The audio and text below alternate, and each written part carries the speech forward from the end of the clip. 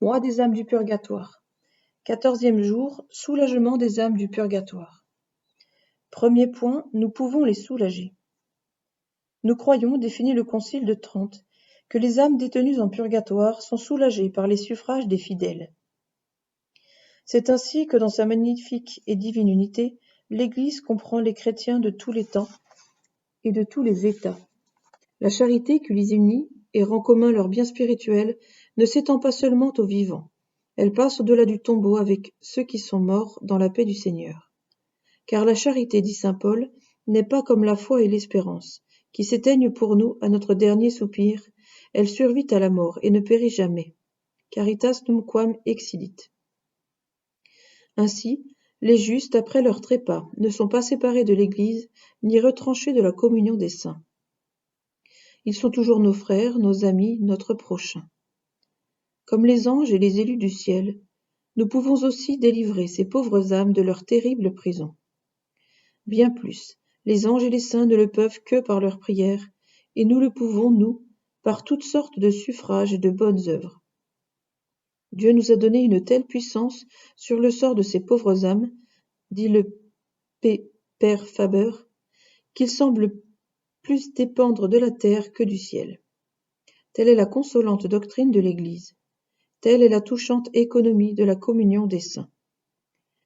Quelle joie, quel bonheur pour vous, âmes chrétiennes et affligées, qui pleurez un père, une mère, un époux, un enfant chéri. Ah, consolez-vous, vous pouvez encore leur donner des preuves de votre amour, de votre dévouement. Vous pouvez être leur ange libérateur. Hâtez-vous donc, venez briser leurs chaînes, venez solder leurs dettes, afin que ces chères âmes puissent s'envoler dans le sein de l'Église triomphante. Deuxième point, nous devons les soulager.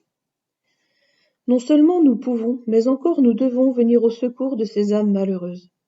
Nous le devons à Dieu. Père bon et tendre, il les aime comme ses épouses chéries et désire vivement leur ouvrir la porte du ciel, mais sa justice s'y oppose. Alors il se tourne vers nous et nous supplie de satisfaire pour elle.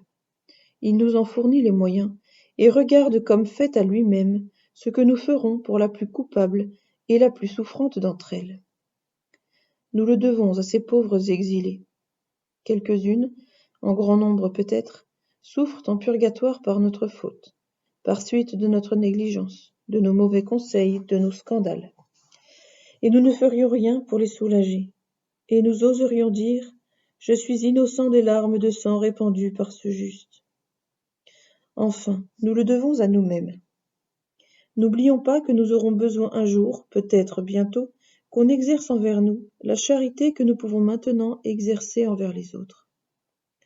Tout ce que la piété nous inspire de faire pour nos défunts, disait saint Ambroise, se change en œuvre méritoire pour nous, et à la fin de notre vie, nous recevrons au centuple ce que nous aurons donné. Âme chrétienne, rentrez en vous-même, interrogez votre conscience. Avez-vous bien compris et bien pratiqué jusqu'à ce jour cet important devoir? Pensez-vous souvent, pensez-vous chaque jour aux âmes souffrantes du purgatoire? Hélas, que de justes reproches elles sont en droit de vous adresser. Ayez donc envers elles à l'avenir cette charité que Dieu commande et bénit, cette charité qui ouvre le ciel à celui qui l'exerce et à celui qui en est l'objet. Cette charité qui est le passeport du chrétien pour l'autre monde. Exemple. Catherine de Cortone était issue d'une famille ducale. Petite enfant, sa piété et sa ferveur étaient celles d'un ange. Elle n'avait pas encore atteint sa 8e année lorsqu'elle perdit son père. Un jour, il lui apparut tout enveloppé des flammes du purgatoire. « Ma fille, lui dit-il, je serai dans le feu jusqu'à ce que tu aies fait pénitence pour moi. » Le cœur percé de compassion, Catherine, s'élevant avec un courage viril au-dessus de la faiblesse de son sexe, préluda dès ce jour à ces austérités étonnantes qui ont fait d'elle un prodige de pénitence.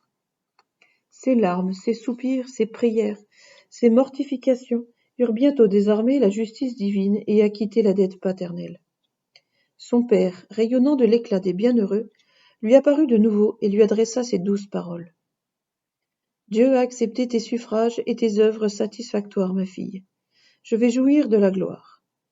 Continue toute ta vie de t'immoler en victime pour le salut des âmes souffrantes. C'est la volonté divine. L'héroïque Vierge fut fidèle à sa mission sublime. Toute sa vie, elle pria et pratiqua des austérités effrayantes pour le soulagement des morts. Ses pieuses compagnes voulurent l'engager à diminuer un peu ses pénitences. Elle répondit par ces remarquables paroles qui trahissent tout le secret de sa vie. Quand on a vu comme moi ce que c'est que le purgatoire et l'enfer, on ne saurait trop en faire pour tirer les âmes de l'un et les préserver de l'autre. Je ne dois donc pas m'épargner, parce que je me suis offerte en sacrifice pour elles. Et nous aussi, nous avons mission de devoir de secourir les âmes que Jésus a rachetées, ne l'oublions jamais. Prière. Soyez bénis, ô mon Dieu, d'avoir bien voulu me confier le soulagement de ces âmes que vous aimez et qui ont tant de titres à ma compassion. Qu'il m'est doux de pouvoir essuyer leurs larmes et leur ouvrir le ciel. Rappelez-moi souvent ce grand devoir de la charité et aidez-moi à l'accomplir. Ô Jésus, soyez propice à nos chers défunts. Appelez vos enfants et nos frères au bonheur éternel, et que la lumière qui ne s'éteint plus luise sur eux, qu'ils reposent en paix. Requiescant in pace.